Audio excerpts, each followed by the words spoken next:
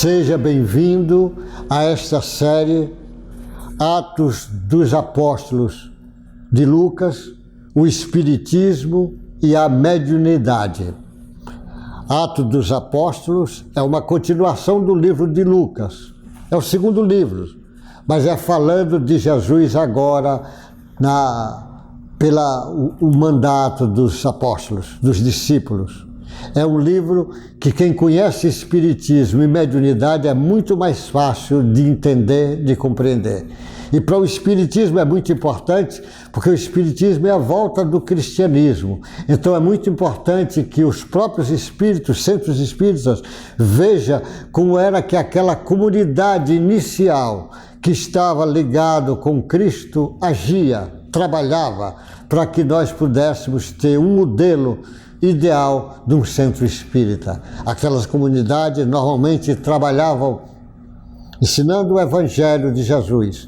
Como o centro espírita tem que ensinar o Evangelho de Jesus debaixo da pedagogia espírita, que naquela época não existia.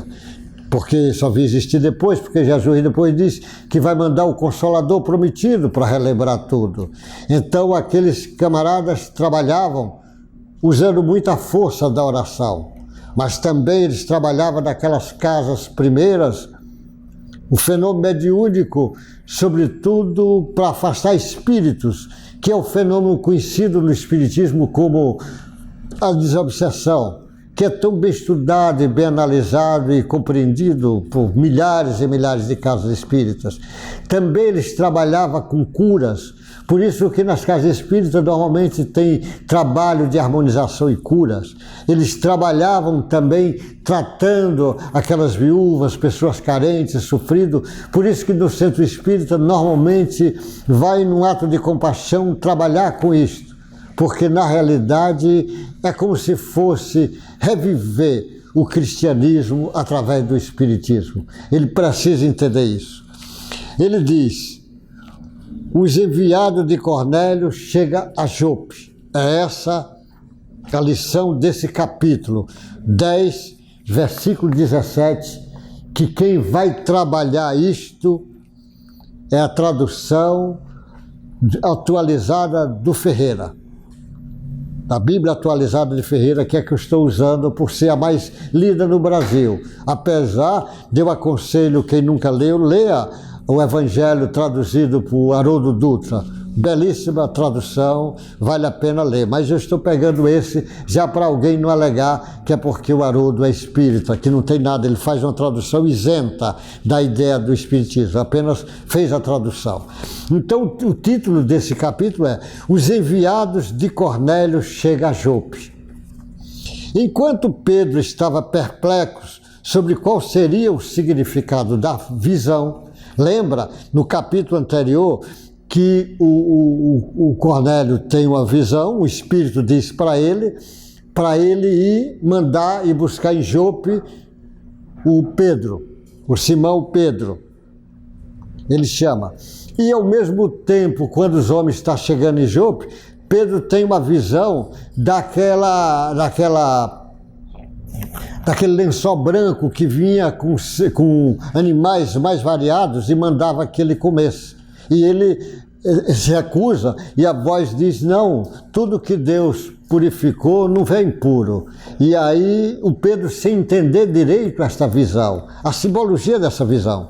Enquanto Pedro estava perplexo sobre qual seria o significado da visão, eis que os homens enviados por Cornélio, tendo perguntado pela casa de Simão, pararam junto à porta. Chamando, perguntaram se ali estava hospedado Simão, que é também chamado de Pedro. Enquanto você veja que ele procura isso, porque ele já tinha recebido a informação que era aí nessa casa, e era para chamar o Pedro, que é o Simão chamado de Pedro. Enquanto Pedro meditava a respeito da visão, o Espírito lhe disse, ele estava meditando da visão, o Espírito lhe disse, olha o fenômeno mediúnico de novo acontecendo aí, o Espírito que aparece para ele, que isso é comum, no meio espírita é estudado isso com detalhes, como é que aparece. O Espírito lhe disse, estão aí 3 homens à sua procura. Portanto, levante-se, desça e vá com eles sem hesitar, porque eu os enviei. Lembra que veio 3 homens, veio 2 servos do Cornélio e um soldado, porque Cornélio era centurião, era chefe, e mandou isso. E disse que mandou também um cavalo para levar Pedro, porque a cidade de Cesareia até Jope dava mais ou menos uns 45 a 50 quilômetros de distância. Ele manda o cavalo também vir buscar. E ele está dizendo, levanta, porque ele estava, lembra que ele subiu no alpendre da casa, foi quando ele teve a visão. Agora o Espírito diz, desça e atenda e vá sem hesitar, porque fui eu que enviei. Então Pedro desceu e disse àqueles homens, eu sou a pessoa que vocês estão procurando. O que o traz até aqui? Então disseram, o centurião Cornélio, homem reto e temente a Deus, e tendo bom testemunho de toda a nação judaica, foi instruído por um santo anjo. Lembra que foi um anjo, um espírito angelical que apareceu para ele, mandou fazer isso, chamar o Pedro. Anjo, a mandar chamar você para a casa dele e ouviu o que você tem a dizer. Ele disse que ele tem. Pedro, então, convidando-os a entrar, hospedou-os. No dia seguinte, Pedro se aprontou e foi com eles. Também alguns irmãos do que moravam em Jope foram com ele. Dizem as pessoas que ele levou mais 7 pessoas com ele, porque lá no judaísmo, na época, precisava 7 pessoas como testemunha. Ele leva 6 e mais o Pedro era 7 testemunhas do que ia acontecer. Ele leva. Então ele diz, também alguns irmãos do que moravam em Jope foram com ele. No dia seguinte, Pedro chegou a Cesareia. Cornélio estava esperando por eles, tendo reunido seus parentes e amigos mais íntimos, reuniu todos. Quando Pedro estava a entrar, Cornélio foi ao seu encontro e, prostrando-se ao pé dele, adorou. Mas Pedro levantou, dizendo, levante-se, porque eu também sou apenas um homem. Olha a simplicidade, a consciência da mediunidade de Pedro. Pedro sabia que ele é apenas um instrumento de Jesus. O médium tem que ter consciência disso. Eu lembro quando o Chico Xavier, ele estava em Pedro Leopoldo. O Eduardo, que eu conheci bem, o Eduardo Nassif, que foi um dos que fez aquela mensagem dos mensageiros, era um dos que fazia, era um químico, tinha uma fábrica, ele procura o Chico, em Pedro Leopoldo. E quando ele chega diante do Chico, ele se ajoelha nos pés do Chico. E o Chico também se ajoelhou. O Chico nunca deixava a pessoa ficar inferior. E ele pergunta, Eduardo, o que você quer? E ele disse, Chico, eu quero aprender a fazer caridade. E o Chico levanta, fica a mão na cabeça dele e depois diz, Eduardo, pode levantar. Nunca mais você vai parar de fazer caridade. Essa coisa de ajoelhar. Eu lembro daquele costureiro nosso, aquele que foi deputado, que foi costureiro, o Clodovil. O Clodovil estava numa época muito perturbada. E ele entra lá no Chico, lá em Uberaba, entra, e ele chega e passou na frente de todo mundo e se ajoelhou nos pés do Chico e disse, Chico, a situação está muito ruim, eu estou pensando até me suicidar. E o Chico disse para ele, Clodovil já era conhecido, Clodovil, você levante, porque para eu ajoelhar hoje está muito difícil, que meu joelho está com problema. Aí Clodovil levantou e ele disse, Clodovil, você veio com destino para enfeitar o mundo, embelezar o mundo, como é que está pensando isso? E o Clodovil ri depois, e o Clodovil ficou bom e nunca mais passou por esses problemas. Mas eu digo o seguinte, olha o Pedro mandando o homem, levante que eu sou um homem igual a você. Ou seja, Eu sou só instrumento. Pedro curava até com a sombra, mas ele diz, eu só sou instrumento. O bom médio tem consciência que ele é instrumento, nada mais do que instrumento. O médio que acha que é mais do que o instrumento é um perigo para se perder, para enveredar no caminho da vaidade ou do egoísmo, que é a chaga que devora a humanidade, como Allan Kardec, os espíritos disseram Allan Kardec.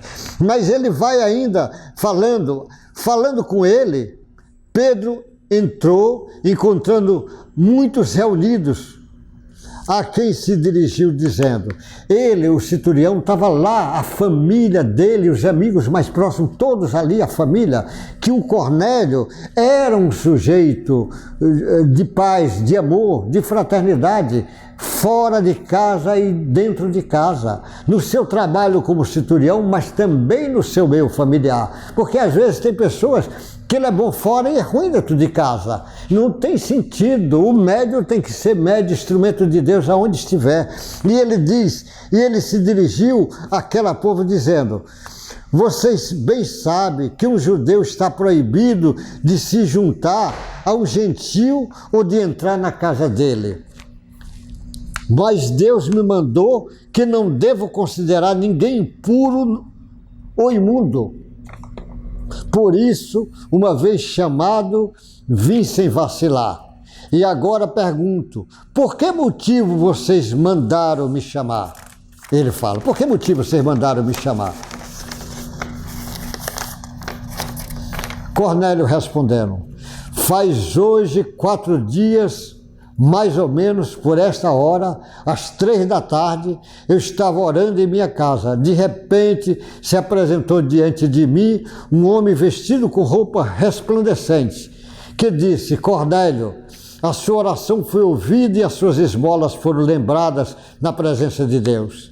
Envie, pois, alguém a Jope e mande chamar Simão, que é também chamado de Pedro. Ele está hospedado na casa de Simeão, curtidor, à beira-mar. Portanto, sem demora, mandei chamá-lo, e você fez muito bem em vir.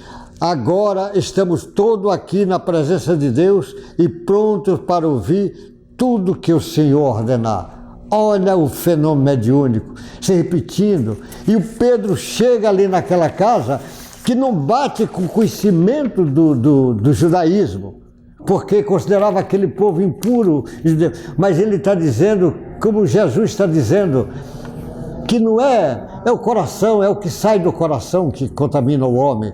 É como ele está dizendo ali, dizendo para ele, ali é o momento que vai começar um novo trabalho, vai começar um trabalho com gentis, com aquelas pessoas que não são circuncisados, que ainda ficavam preocupados com isto. E ali ia começar um grande trabalho que ia culminar, sobretudo, com o trabalho do Paulo, sendo conhecido como os apóstolos dos gentis. Essa lição é para a nossa reflexão, é para o Centro Espírita também está aberto, pronto. Lembrando que todos são filhos de Deus e Deus está pronto para ajudar cada um. Você também é filho de Deus. Acredite nisso. Deus não abandona seus filhos. Você está debaixo da proteção de Deus. Você só precisa ter consciência que você tem essência divina com você e fazer com que essa essência divina venha para a sua consciência atual e você seja um instrumento de Deus na sua mediunidade, no seu compromisso espiritual, na sua compreensão do Cristo, porque o Espiritismo é a volta do cristianismo. Então você é convidado a ser um cristão autêntico na hora que você toma o caminho espírita. Que Deus te guarde, te abençoe. Nós vamos continuar essa série para você entender o Ato dos Apóstolos, o Espiritismo e a mediunidade, que entendendo a mediunidade você vai compreender uma série desses fenômenos. Nós ainda vamos continuar falando sobre Pedro e esse centurião no próximo capítulo. Que Deus te guarde, boa sorte e até o próximo encontro nosso.